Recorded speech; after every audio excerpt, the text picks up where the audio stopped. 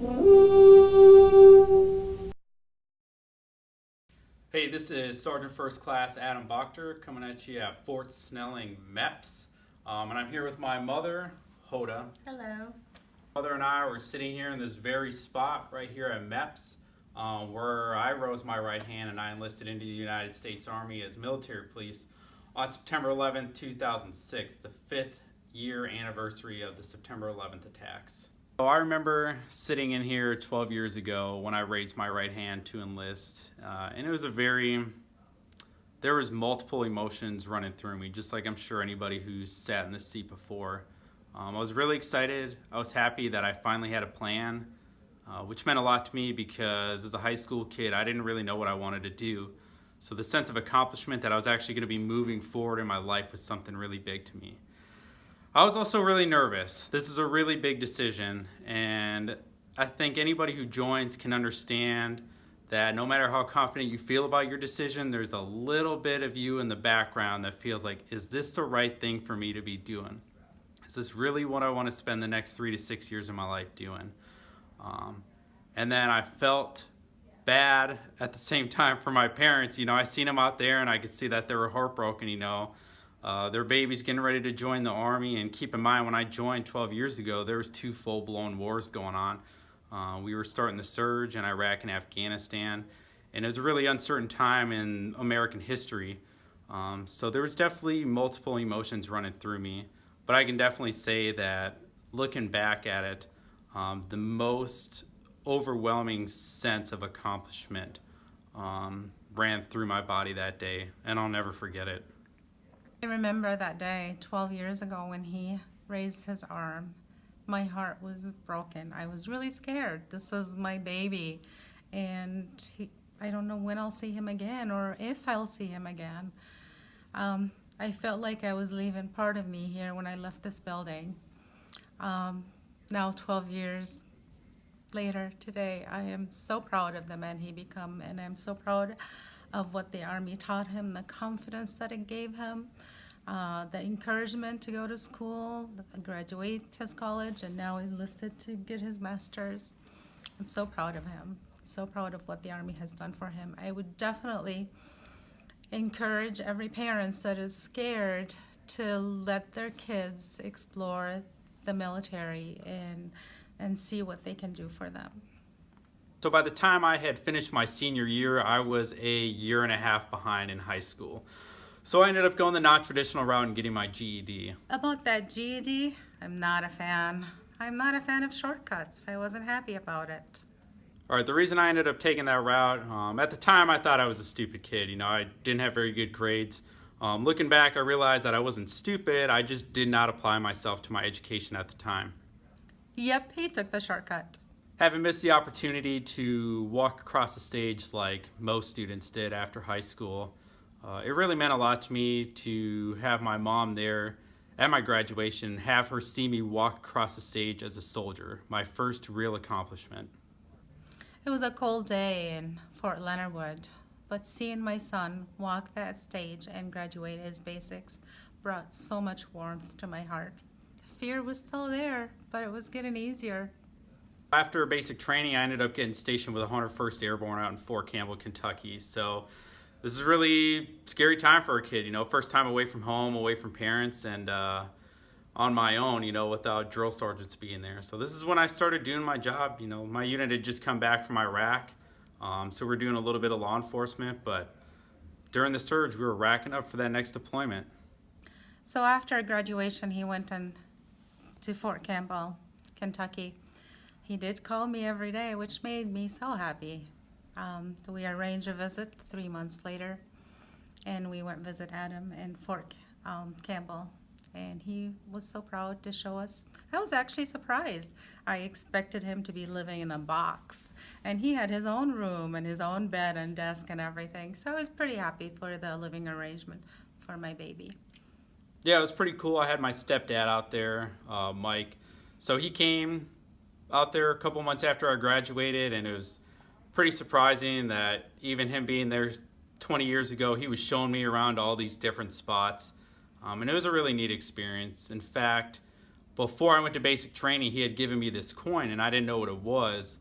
It said 101st Airborne on it, and had these little wings on it. And what I ended up finding out is, I carried that coin every single day with me, and when I got there, I found out it was an air assault coin. And after I'd graduated air assault school, I got my own coin, almost 20 years to the day that he had his coin.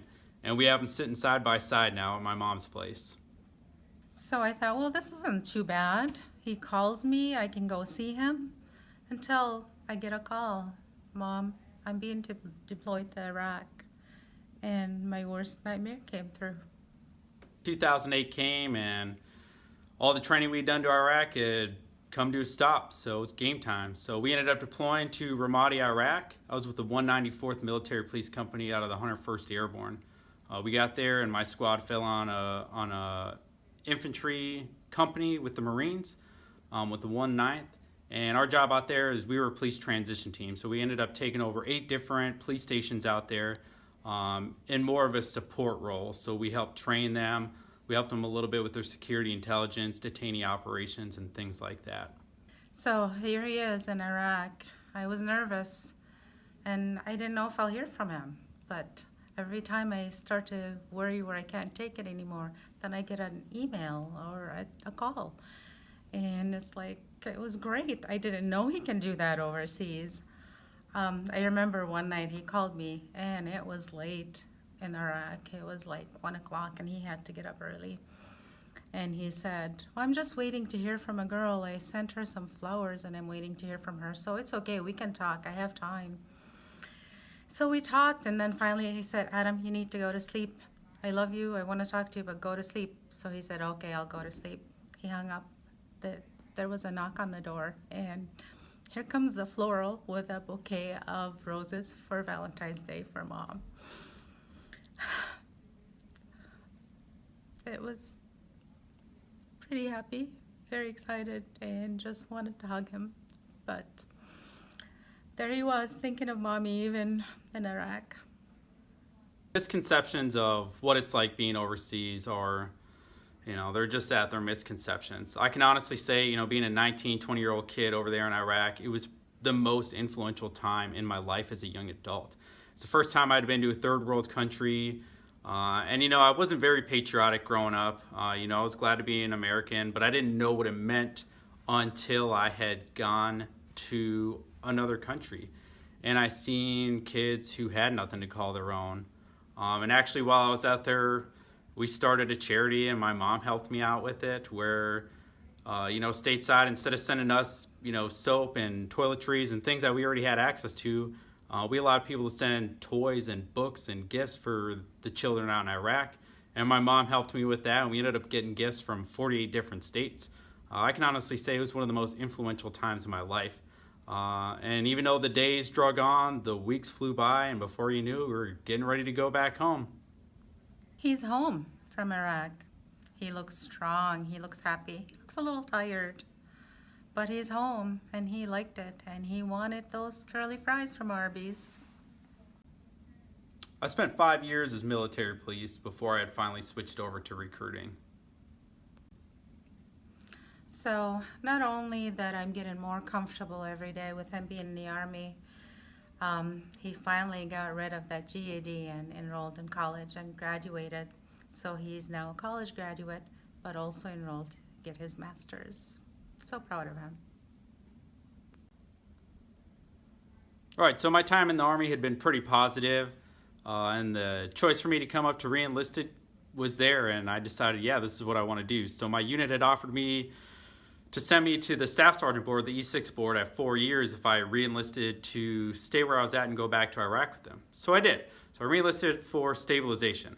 2 months into my stabilization, I ended up getting a phone call from my first sergeant, and he's like, Sergeant Boktor, guess what? I was like, what, First Sergeant? He's like, you just came down on recruiting orders. You are not going back to Iraq with us.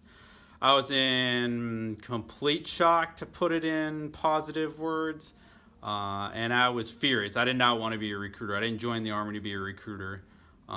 So, the time came for me to see my unit go back to Iraq, and I didn't get to go with them, and it was a really tough time for me.